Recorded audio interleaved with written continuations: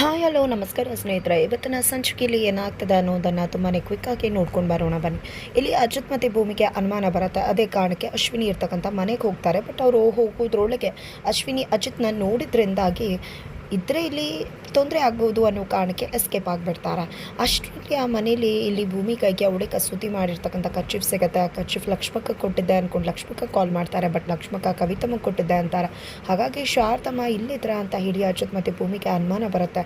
ಹೀಗೆ ಇಲ್ಲಿಗೆ ಬರೋಕ್ಕೆ ಸಾಧ್ಯ ಅಂತ ಡೌಟ್ ಬರುತ್ತೆ. ನಂತರ ಶ್ರವಣ್ ಅವ್ರಿಗೆ ಕಾಲ್ ಮಾಡಿ ಇಲ್ಲಿ ನಾನು ಒಂದು ಕಸೂತಿ ಕೊಟ್ಟಿದ್ದೆ, ಅದು ಇಲ್ಲಿ ಬಿದ್ದಿತ್ತು. ಬಟ್ ಲಕ್ಷ್ಮಕ್ಕ ಅದನ್ನು ಶಾರದಮ್ಮಂಗೆ ಕೊಟ್ಟಿದ್ರಂತೆ. ಅಂದಮೇಲೆ ಶಾರದಮ್ಮ ಇಲ್ಲೇ ಇದ್ರು ಅನ್ಸುತ್ತೆ. ಬಟ್ ನಾವಲ್ಲಿ ಅನುಮಾನ ಬಂದು ಹೋದ್ವಿ. ಅಷ್ಟರಲ್ಲಿ ಯಾರೋ ಅವರನ್ನು ಕರ್ಕೊಂಡು ಹೋಗ್ಬಿಟ್ರು ಅಂತ ಹೇಳ್ತಾರೆ. ನಾನು ಅಲ್ಲಿಗೆ ಬರ್ತೀನಿ ಅಂತ ಶ್ರವಣ್ ಹೇಳಿದಕ್ಕೆ ಬೇಡ ಅಂತ ಹೇಳಿ ಅಜಿತ್ ಭೂಮಿ ತಿಳಿಸ್ತಾರೆ. ಜೊತೆಗೆ ಈ ಒಂದು ವಿಷಯವನ್ನು ಬೇರೆ ಯಾರಿಗೂ ಹೇಳ್ಬೇಡಿ ಅಂತ ಕೂಡ ಹೇಳ್ತಾರೆ. ಹಾಗಾಗಿ ಶ್ರವಣ್ಣ ತನ್ನ ಅಕ್ಕ ಸಂಗೀತ ಬಿಟ್ಟು ಯಾರಿಗೂ ಕೂಡ ಹೇಳೋದಿಲ್ಲ. ದೇವಿಯಾನಿ ಬಂದರೂ ಕೂಡ ಅವ್ರ ಹತ್ರ ಕೂಡ ಹೇಳಿದೆ ಮುಚ್ಚಿರ್ತಾರೆ. ಇದರ ನಡುವೆ ಇದ ಕಡೆ ಅಜಿತ್ ಮತ್ತು ಭೂಮಿ ಶಾರದಮ್ಮಂಗೋಸ್ಕರ ಹುಡುಕ್ತಿದ್ದಾರೆ. ಅಲ್ಲೇ ಲೋಕಲ್ ಪೊಲೀಸ್ ಅವರ ಹೆಲ್ಪ್ ಕೂಡ ತಗೋತಾರೆ. ಅವರು ಕೂಡ ಎಲ್ಲ ಗಾಡಿಗಳನ್ನ ಕೂಡ ಸ್ಟಾಪ್ ಮಾಡ್ತಿದ್ದಾರೆ. ಇದ ಕಡೆ ಪಾಂಡಿಚೇರಿಗೆ ಹೋಗ್ಬಿಡೋಣ ಅಂತ ಅಶ್ವಿನಿ ಸ್ಕೆಚ್ ಹಾಕುತ್ತಾಳೆ. ಹಾಗಾಗಿ ಅಲ್ಲಿಗೆ ಶಾರದಮ್ಮನ ಕರ್ಕೊಂಡು ಹೋಗ್ತಿದ್ರೆ ಅಲ್ಲಿ ಕಾರನ್ನು ಅಡ್ಡ ಆಗ್ತಿದ್ದರಿಂದಾಗಿ ದೂರದಲ್ಲೇ ನಿಂತ್ಕೋತಾರೆ. ಇದರ ನಡುವೆ ಯಾರಿಗೂ ಕೂಡ ಗೊತ್ತಾಗ್ದಾಗೆ ಶಾರದಮ್ಮ ಕಾರಿಂದ ಹಿಡಿದು ಎಸ್ಕೇಪ್ ಆಗಿಬಿಡ್ತಾರೆ. ನಂತರ ಶಾರದಮ್ಮ ತಪ್ಪಿಸ್ಕೊಂಡಿದ್ದಾರೆ ಅನ್ನೋದು ಗೊತ್ತಾಗ್ತಿದ್ದಾಗೆ ಅಶ್ವಿನಿ ರೌಡಿಗಳು ಎಲ್ಲರೂ ಕೂಡ ಒಂದೊಂದು ಕಡೆ ಹುಡುಕ್ತಿದ್ದಾರೆ.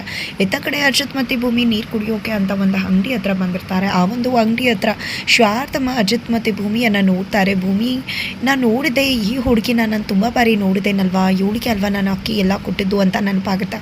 ಹಾಗಾಗಿ ಭೂಮಿ ಹತ್ರಕ್ಕೆ ಓಡಿ ಬರ್ತಾರೆ. ಇನ್ನೇನು ಭೂಮಿ ಜೊತೆ ಮಾತಾಡಬೇಕು. ಬಟ್ ಅಷ್ಟರಲ್ಲಿ ಅಶ್ವಿನಿ ಕಡೆ ರೌಡಿಗಳನ್ನ ನೋಡಿದ ಶಾರದಮ್ಮ ಅಲ್ಲಿಂದ ಎಸ್ಕೇಪ್ ಆಗ್ತಾರೆ. ನಂತರ ಇಲ್ಲಿ ಅಶ್ವಿನಿಯನ್ನು ಕೂಡ ಭೂಮಿಗೆ ನೋಡ್ದಾಗತ್ತೆ ಏನದು ಅಂತ ಅನ್ಕೋತಾಳೆ. ಕೊನೆಗೂ ಕೂಡ ಇಲ್ಲಿ ಅಶ್ವಿನಿ ರೌಡಿಗಳು ಎಲ್ಲರೂ ಕೂಡ ಶಾರದಮ್ಮನನ್ನು ಅಟ್ಯಾಕ್ ಮಾಡೋದಕ್ಕೆ ಮುಂದಾಗ್ತಿದ್ದಾರೆ. ಬಟ್ ಮುಂದೆ ಏನಾಗುತ್ತೆ, ಇಲ್ಲಿ ಅಶ್ವಿನಿ ಲಾಕ್ ಆಗಿ ಶಾರದಮ್ಮನ ಮನೆಗೆ ವಾಪಸ್ ಕರ್ಕೊಂಡು ಬರ್ತಾರೆ ಅಜಿತ್ ಮತ್ತು ಭೂಮಿ ಅನ್ನೋದನ್ನು ಕಾದು ನೋಡಬೇಕಾಗಿದೆ.